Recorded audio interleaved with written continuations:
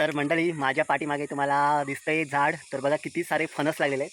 तर खूप सारे फणस आहे. तर हा फणस आहे तो आमचा काप्पा आहे आणि हा आहे तो बरका आहे. तर बघा दोन्हींचा रंग कसा, आणि हा बरका आहे ना तो थोडासा मोठा होतो साईजने, आणि काप्पा आहे ना तो थोडासा साईजमध्ये लहान असतो.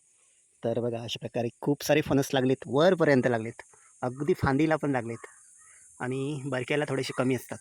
तर बरका फणस आहे ना तो कमी लागतो, कापा आहे तो थोडासा जास्त लागतो. तर भारतामध्ये एकूण ना जवळजवळ फणसाच्या, भारतामध्ये नाही म्हणजे जगभरामध्ये जवळजवळ 180च्या दरम्यान जाते. मात्र त्या आपण कापा आणि बरका या दोनमध्येच त्या विभागलेल्या आहेत, कापा आणि बरका.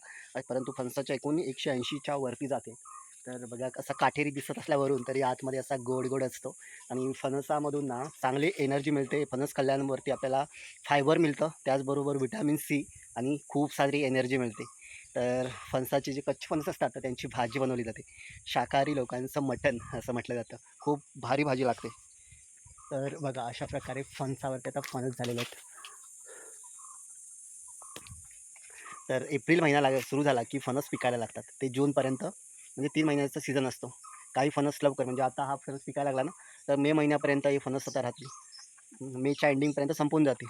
तर काही फणस असतात ते मग मेच्या एंडिंगला पिकायला लागतात आणि मग जूनपर्यंत ते फणस मिळतात. पण तेव्हा पाऊस पडतो, त्यामुळे मग ते फणस पाऊस पडल्यानंतर एवढी चांगली नाही लागत. तर तुम्हाला फणस आवडतात का? कमेंट करून सांगा.